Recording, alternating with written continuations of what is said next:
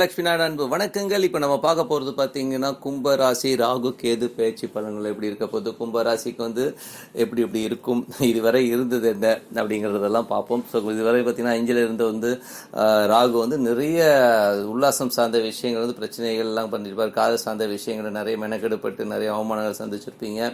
அது மட்டும் இல்லாமல் பார்த்தீங்கன்னா கொஞ்சம் சின்ன சின்ன வருத்தங்கள், சின்ன சின்ன காதல் தோல்விகள்லாம் வந்து கண்டிப்பாக இருந்திருக்குங்க. ஸோ குழந்தைகள் விஷயத்துலையும் பார்த்தீங்கன்னா குழந்தைகள் கொஞ்சம் உருண்டு பிடிச்சிருப்பாங்க.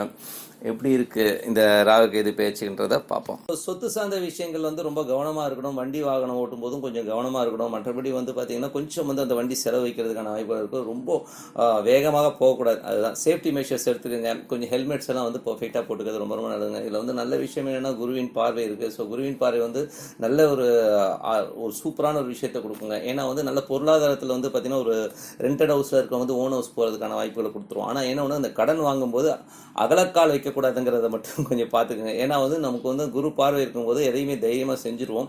அதுக்கப்புறம் குரு மாறும்போது பார்த்தீங்கன்னா ஒரு வருஷத்துக்கு அப்புறம் கொஞ்சம் மாட்டிக்கிற மாதிரி ஃபீலிங் இருக்கும். அதனால் வந்து நம்ம வரவு செலவு, நம்மளுடைய எக்கனாமிக்கல் ஸ்டேட்டஸ் எப்படி இருக்குங்கிறத வச்சு நீங்கள் வந்து அனலைஸ் பண்ணிக்கலாம்.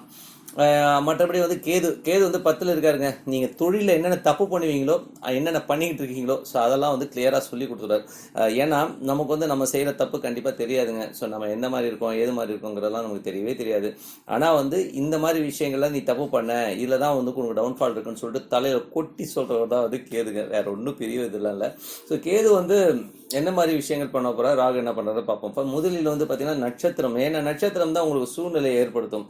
எந்த மாதிரி சூழ்நிலையில உங்களுக்கு வந்து இந்த மாதிரி பண்ண போதும். வீடு சார்ந்த விஷயங்கள் வந்து முதலில் பார்த்தீங்கன்னா ஒரு சொத்தை விற்று முதல் 4 மாதங்கள் செவ்வாயுடைய சாரத்தில் போகும்போது ஒரு சொத்தை விற்கலாமா, ஒரு சொத்தை விற்றுட்டு ஒரு சொத்தை வாங்கலாமாங்கிற மாதிரி விஷயங்கள் நிறைய இருக்குங்க.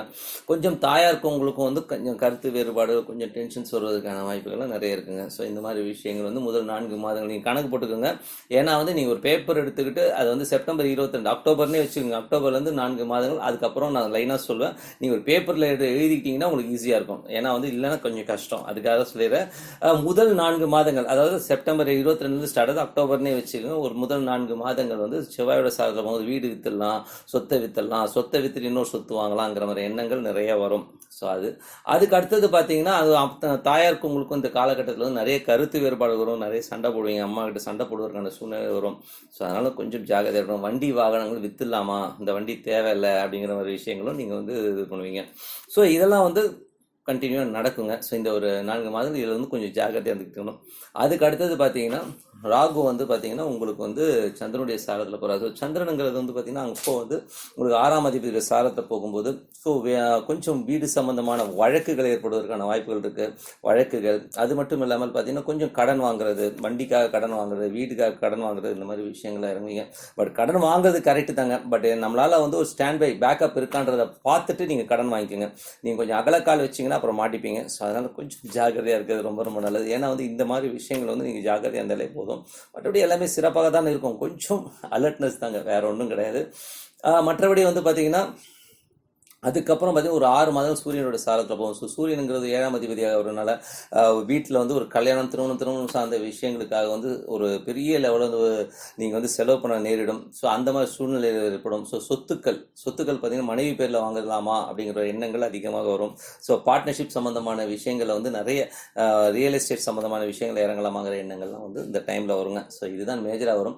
அடுத்தது கேது என்னென்ன பண்ணுவாருங்கிறத பார்ப்போம். ஸோ கேது வந்து பார்த்தீங்கன்னா முதல் 8 மாதங்கள் வந்து புதனுடைய சாரம். இப்போவும் நீங்கள் ஒரு பேப்பர் கேதுன்னு எழுதிக்கங்க. எழுதிட்டு கேது வந்து முதல், அதாவது அக்டோபர்லேருந்து கணக்கு வச்சுங்களேன். அக்டோபர்லேருந்து ஒரு 8 மாதங்கள் வந்து எப்படி இருக்குன்னா அது வந்து புதனுடைய சாரத்தில் போதுங்க. 5, 8ன்னும் போது காதல் சார்ந்த விஷயங்கள் கசக்கும். குழந்தைகள் வந்து கொஞ்சம் டென்ஷன் ஆவாங்க, கொஞ்சம் டென்ஷன் படுத்துவாங்க. ஸோ இந்த மாதிரி விஷயங்கள்லாம் இருக்கும். ஸோ இதில் வந்து கொஞ்சம் அலர்ட்டாக இருந்துக்கணும். மற்றபடி வந்து பார்த்தீங்கன்னா குழந்தைகள் விஷயம், காதல், இந்த மாதிரி விஷயங்கள்னாலும் ஏன்னா 5, 8ன்னும் போது தொழில் சார்ந்த விஷயங்கள் நிறைய கவனக்குறை வந்துடும். ஸோ அதனால் வந்து தொழில் சார்ந்த விஷயங்கள் ரொம்ப கவனமாக இருக்கணும். நீங்கள் தொழிலில் வந்து கொஞ்சம் கவனக்குறை ஏற்பட்டு கொஞ்சம் ஜாலியாக சுற்றலாம், ஹாப்பியாக அப்படி இப்படி சுற்றலாங்கிற லெவலில் இருந்தீங்கன்னா தயவு செய்து உங்கள் எண்ணங்களை மாட்டிக்கொள்ளுங்கள். இது தொழிலில் வந்து அதிகமான இன்வெஸ்ட்மெண்ட் வந்து இந்த காலகட்டத்தில் இந்த 8 மாதங்கள் பண்ணாமல் இருக்கிறது ரொம்ப ரொம்ப நல்லதுங்க.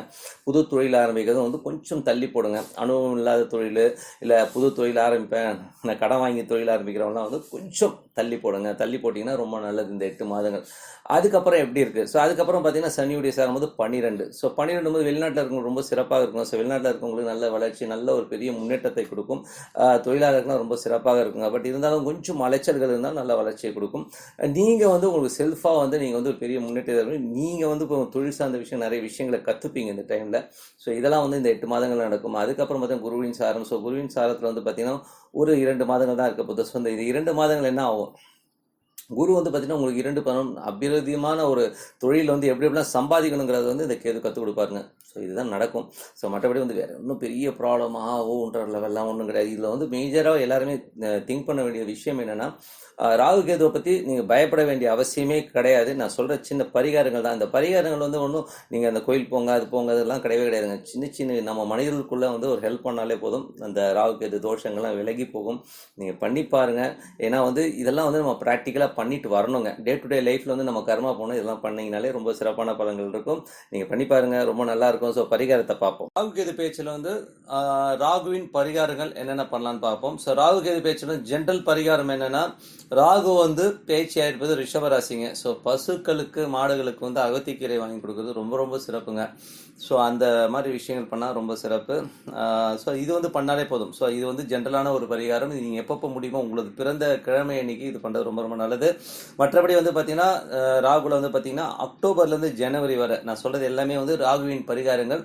ஸோ ராகு திசை புத்தி அந்தரம் ஸோ இந்த மாதிரி திசை நடத்துகிறவங்களுக்கு வந்து கண்டிப்பாக இந்த பரிகாரம் வந்து யூஸ்ஃபுல்லாக இருக்கும். அதில் வந்து பார்த்தீங்கன்னா அக்டோபர்லேருந்து ஜனவரி வரை பார்த்தீங்கன்னா ஏழை எளியவர்களுக்கு வந்து பண உதவி செய்கிறது ரொம்ப ரொம்ப நல்லதுங்க. ஸோ கஷ்டப்படுறவங்க நமக்கு கூட இருக்கிறவங்களே வந்து நிறைய பேர் கஷ்டப்படுவாங்க. பண கஷ்டப்படுறவங்களுக்குலாம் வந்து ஹெல்ப் பண்ணுறது ரொம்ப ரொம்ப நல்லது. இல்லைன்னா கூட நீங்கள் வண்டியில் போகிறீங்க, அன்றைக்கி வந்து உங்களோட பிறந்த கிழமை. ஸோ பிறந்த கிழமை அன்றைக்கி வந்து ஒரு ஒரு இதாக வச்சுக்கோங்க. ஒரு என்ன சொல்கிறது, ஒரு ஃபண்டமெண்டல் ரூல்ஸாகவே வச்சுக்கோங்க. இன்றைக்கி நான் பிறந்த கிழமை அன்றைக்கி வந்து நான் வந்து ஒரு 2 பேருக்கு வந்து நான் வந்து ஒரு காசு கொடுப்பேன், என்னால் முடிஞ்சதுன்றதை வந்து வச்சுக்கோங்க. ஸோ இந்த மாதிரி கொடுக்கும்போது ஏழை எளியவருக்கு உதவும்போது சிறப்பான பலன்கள் கிடைக்கும்.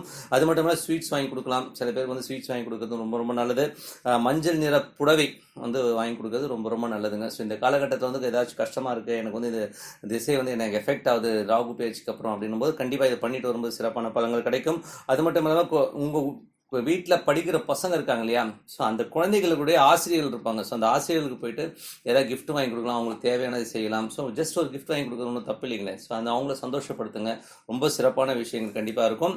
அது மட்டும் இல்லை, அதுக்கு அடுத்தது பார்த்தீங்கன்னா பிப்ரவரிலேருந்து செப்டம்பர் வரை எப்படி இருக்கும் அப்படின்னு பார்த்தோம்னா, இந்த செப்டம்பர் வந்து பார்த்தீங்கன்னா பிப்ரவரிலேருந்து செப்டம்பர் வரை சின்ன சின்ன குழந்தைகள், ஸோ குழந்தைகளுக்கு வந்து இந்த பள்ளி பாட புத்தகங்கள் வாங்கி கொடுக்குறது, அவங்களுக்கு யூனிஃபார்ம் வாங்கி கொடுக்குறது, உங்கள் வீட்டு பக்கத்தில் வந்து ஒரு கஷ்டப்படுற குழந்தைங்கனால அவங்களுக்கு வந்து ட்ரெஸ்ஸஸ்லாம் எடுத்து கொடுங்க, பண்டிகைகளுக்கு அந்த குழந்தைங்களுக்கு ட்ரெஸ் எடுத்து கொடுங்க, அவங்களெல்லாம் ரொம்ப சிறப்பாக இருக்கும்.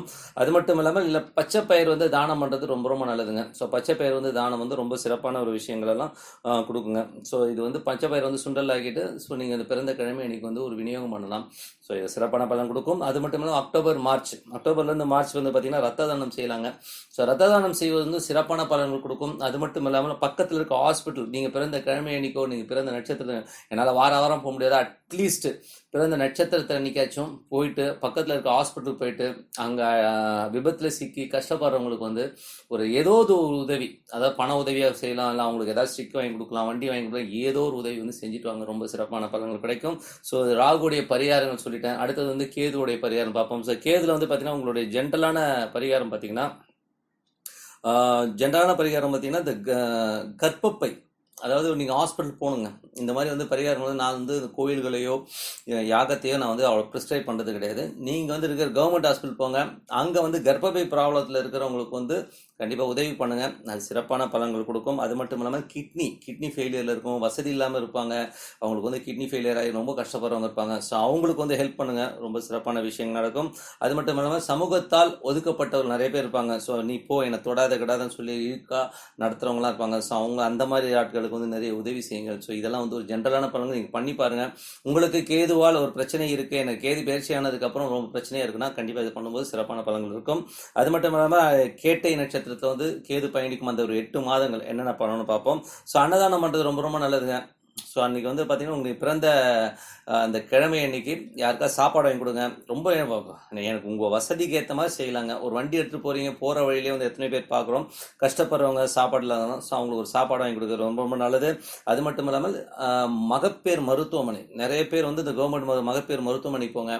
அங்கே கஷ்டப்படுற எத்தனையோ வந்து தாய்மார்கள் இருப்பாங்க மகப்பேறு மருத்துவமனையில் குழந்தை பெற்றுக்கிறதுக்கு வரவங்க. ஸோ அவங்களுக்கு வந்து நீங்கள் ஒரு துணி எடுத்து கொடுக்குறதோ, அவங்களுக்கு ஒரு காசு கொடுக்குறதோ பண்ணிங்கனாலே வந்து ரொம்ப சிறப்பான விஷயங்கள் இருக்கும். கஷ்டப்படுறவங்களுக்கு உதவுங்கள். மற்றபடி வந்து பார்த்தீங்கன்னா சாப்பாடு வாங்கி கொடுக்குறது, ஜென்ரலாக வந்து சாப்பாடு வாங்கி கொடுக்குறது ரொம்ப சிறப்பான ஒரு விஷயமா தான் இருக்கும். அது மட்டும் இல்லை, தாய், நீங்கள் பெற்ற தாய் இருக்க மற்றவங்க ஊரை விடுங்க, நம்ம பெற்ற தாய்க்கே வந்து இதை புடவை எடுத்து கொடுங்க, அவங்களுக்கு தேவைப்பட்டது செய்கிறது ரொம்ப சிறப்பான விஷயம்.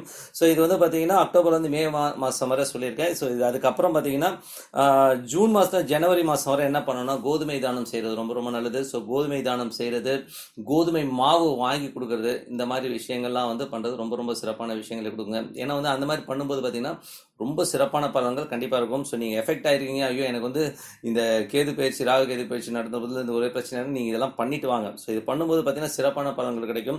அது மட்டும் இல்லாமல் பார்த்தீங்கன்னா இந்த எலும்பு முறிவு ஹாஸ்பிட்டலுக்கு போயிட்டு அங்கே கஷ்டப்படுறவங்க கண்டிப்பாக கவர்மெண்ட்டில் வந்து எலும்பு முறிவு ஹாஸ்பிட்டல் ஒன்று இருக்குங்க. அடிப்பட்டவங்களாம் இருப்பாங்க, அங்கே கஷ்டப்படுறவங்களுக்கு வந்து காசு கொடுத்து கொடுங்க, அவங்களுக்கு எதாவது வாங்கி கொடுங்க. ஸோ அந்த மாதிரி பண்ணுறதும் ரொம்ப சிறப்பான பலன்கள் கொடுக்கும். இதெல்லாம் வந்து என்னென்னா போய் பார்த்துக்கணும். நம்ம வந்து ஜென்ரல் லைஃப்பில் வந்து டெய்லி 3 வேளை சாப்பிட்றோம், நல்லா தூங்குறோம், ஓடுறோம், ஓடியாரோம். ஸோ நாளைக்கு வந்து நம்ம இது மாதிரி ஹெல்ப் பண்ணிட்டு வரும்போது நாளைக்கு வந்து பார்த்தீங்கன்னா இந்த நம்மளுடைய கர்மா வந்து கிளியர் ஆகுது, நீங்கள் கண்டிப்பாக பார்க்கலாம். அது மட்டும் இல்லாமல் தந்தை, நம்ம அப்பாவை வந்து நம்ம கண்டிப்பாக வந்து பேணி பாதுகாக்கணும், அவருக்கு வேண்டியதை வாங்கி கொடுங்க. ஸோ அதுவும் ரொம்ப சிறப்பான பலன்கள் கொடுக்கும். அப்பா இல்லைன்னா கூட சித்தப்பா பெரியப்பா யாரை பார்த்தீங்களா அவங்களுக்கு ஒரு ட்ரெஸ் எடுத்து கொடுங்க, அவங்களுக்கு வேண்டியதை செய்யலாம். அவங்களுக்கு கஷ்டப்படுறாங்கன்னா அவங்களுக்கு தேவையான செய்கிறது ரொம்ப ரொம்ப நல்ல பலன்கள் கொடுக்கும். அதுக்கப்புறம் பார்த்தீங்கன்னா பிப்ரவரிலேருந்து மார்ச் வரை பார்த்தீங்கன்னா ஊனமுற்றோருக்கு வந்து ரொம்ப ரொம்ப முக்கியங்க. ஸோ அந்த டைமில் பார்த்தீங்கன்னா அந்த 2 மாதங்கள் வந்து ஊனமுற்றோர் இது பண்ணுங்க. அந்நிய மதத்தினர், என்ன வெளியூர்லேருந்து வந்தவங்க அந்நிய மதத்தினருக்கு வந்து உதவுவது ரொம்ப ரொம்ப சிறப்பான விஷயங்க. ஸோ இதெல்லாம் வந்து ஒரு அற்புதமான விஷயங்களாக இருக்கும். நான் கோயில்களுக்கோ இல்லை யாகம் ஓமம் இந்த மாதிரி விஷயத்துக்கோ எதிரிலாம் கிடையாதுங்க. நானும் கோயில்கள்லாம் வந்து போகிறவன் தான், கோயில்களை கும்பிடுறது தான். பட் என்னை பொறுத்தவரை வந்து அது ஒரு பக்கம் இருந்தாலும் நம்ம வந்து ஊனமுற்றவர்கள் கஷ்டப்படுறவங்க, நம்ம மனித குலத்தில் கஷ்டப்படுறவங்களுக்கு வந்து உதவுவதான் ஒரு பெரிய சேவை நினைப்பேன். அதுக்கான பரிகாரங்கள் தான் சொல்லியிருக்கேன் நான். ஏன் அந்த மாதிரி சொல்லியிருக்கேன்னா அந்தந்த காலகட்டத்தில் வந்து அந்த கிரகங்கள் அந்த நட்சத்திரத்தில் போகிறனாலும் நம்ம சொல்லியிருக்கோம். கண்டிப்பாக வந்து மற்றவர்களுக்கு உதவுங்கள். உங்களுக்கு பெரிய வாழ்க்கை, உங்களுடைய கர்மா திருநா நீங்கள் மற்றவங்க செய்ய செய்ய உங்கள் கர்மா கிளியர் ஆகும். அது மட்டும் அல்லாமல் உங்கள் குடும்பம் அடுத்த ஜெனரேஷன் பார்த்தீங்கன்னா ரொம்ப கிளியராக ரொம்ப பக்காவாக இருப்பாங்க. அவங்களுடைய வளர்ச்சியை நீங்கள் பார்க்கும்போது ரொம்ப சந்தோஷமாக இருக்கும்னு சொல்லிட்டு உங்களிடம் விடைபெறுவது உங்கள் லக்ஷ்மி நாராயணன். ஸ்ரீ குபேரன் டிவியை பார்த்தமைக்கு நன்றிகள். மேலும் இது போன்ற தகவல்களை தெரிந்து கொள்ள ஸ்ரீ குபேரன் டிவியை சப்ஸ்கிரைப் செய்யுங்கள். மறக்காமல் பெல் ஐக்கானை கிளிக் செய்யுங்கள்.